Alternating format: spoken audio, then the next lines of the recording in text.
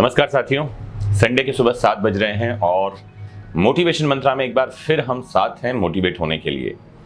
और एक बहुत ही प्यारी सी कहानी से मैं आज अपनी बात शुरू करूंगा। हुआ ये कि एक बार एक आदमी मरा और मरने के बाद उसे लेने के लिए यमदूत आए। सीधे हम कहानी पर चल रहे हैं बिना इधर उधर की बात किए हुए।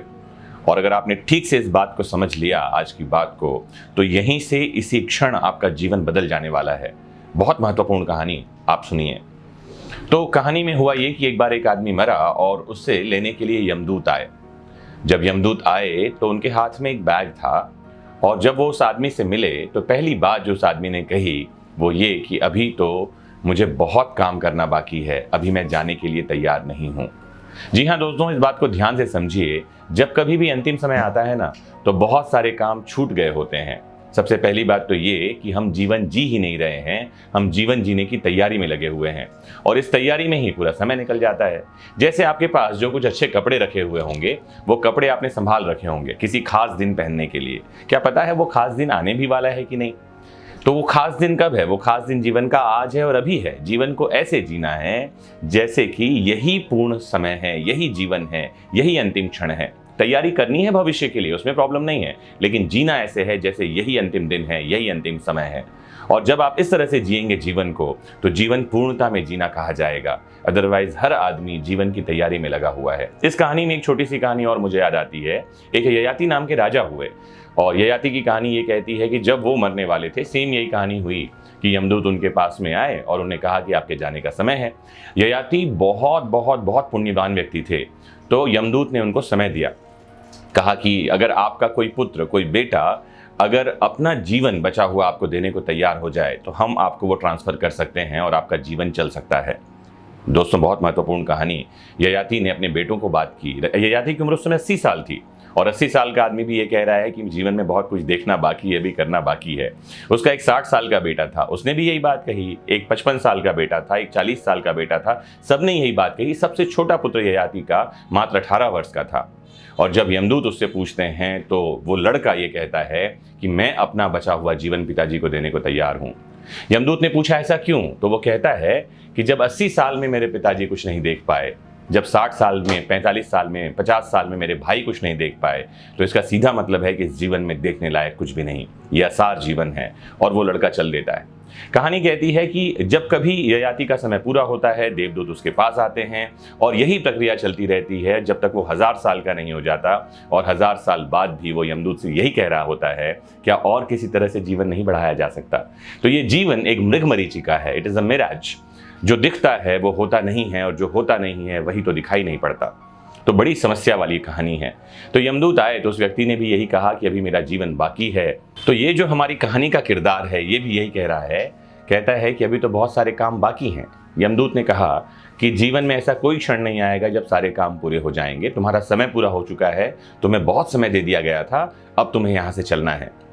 तो व्यक्ति कहता है कि आपकी बैग में क्या है? यमदूत कहते हैं, देवदूत कहते हैं कि तुम्हारा सामान है। तो वो पूछता है क्या इसमें मेरे सगे संबंधी मेरे साथ जाएंगे? तो यमदूत कहता है कौन सगे संबंधी?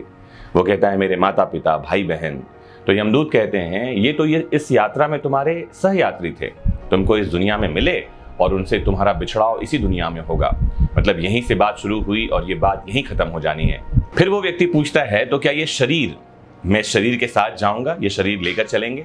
तो यमदूत कहते हैं ये शरीर भी तुमको इसी दुनिया में आकर मिला, क्योंकि ये शरीर हवा, पानी, आग, मिट्टी, इन सब से मिलकर बना हुआ है। और जब तुम यहाँ से चले जाओगे तो ये इनको वापस कर दिया जाएगा। ये तो उधार है, तुम इसी मिट्टी से बने हो और मिट्टी में मिलना है शरीर को। फिर वो व्यक्ति पूछता है क्या मेरे जो नेक नामियाँ हैं, मेरे अच्छे काम हैं, अच्छे कर्म हैं, वो मेरे साथ जाएंगे? तो यमदूत कहते हैं नहीं, वो भी तुम्हारे साथ नहीं जाएंगे। ये बात और है कि तुम्हारे अच्छे काम तुम्हारे बाद इस दुनिया में रहेंगे। हो सकता है लोग तुमको उसलिए याद करें, लेकिन वो भी तुम्हारे साथ जाएंगे नहीं। फिर वो व्यक्ति पूछता है अच्छा इनमें से कुछ भी मेरे साथ नहीं जाएगा? तो व्यक्ति कहता है कि तो फिर मेरे साथ क्या जाएगा? और यमदूत उसको समझाते हैं, कहते हैं कि इस दुनिया में जब तुम आए थे तो खाली हाथ आए थे और इस दुनिया से तुम्हें खाली हाथ ही जाना है, तुम्हारे साथ कुछ भी नहीं जाएगा। फिर वो व्यक्ति पूछता है कि फिर आपके बैग में क्या है जो आप थैला लेकर आए हैं? आपने कहा इसमें तुम्हारा सामान है। यमदूत उस बैग को खोलकर दिखाते हैं, कहते हैं इसमें कुछ भी नहीं है। मतलब इस दुनिया से दूसरी दुनिया में जब आप जाएंगे तो कुछ भी साथ नहीं जाना है। जी हाँ दोस्तों, ध्यान रखिए, मैं हमेशा एक बात कहता रहता हूँ कि ये जीवन एक रेल यात्रा की तरह है। जब जब हमारा प्लेटफॉर्म आएगा हमें उतरते जाना है। इस रेल यात्रा को आप कैसे बिताना चाहते हैं ये आप पर निर्भर करता है। कुछ लोग सोते हुए बिता देते हैं, कुछ ताश खेलते हुए बिता देते हैं, कुछ आपस में लड़ते झगड़ते बिता देते हैं, कुछ गाने सुनते हुए बिता रहे हैं, कुछ सो ही रहे हैं।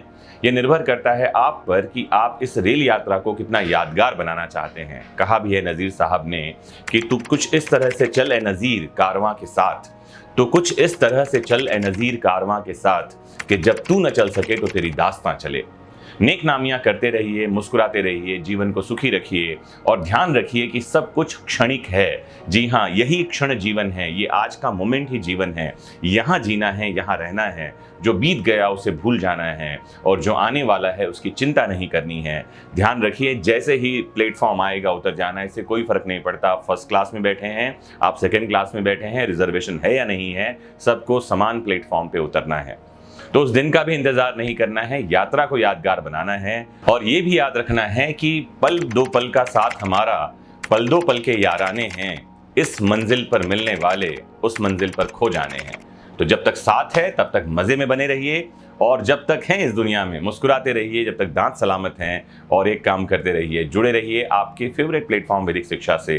ज्ञान को शेयर करते रहिए, नॉलेज को बढ़ाते रहिए, स्वस्थ रहिए, मस्त रहिए। जय हिंद, जय भारत।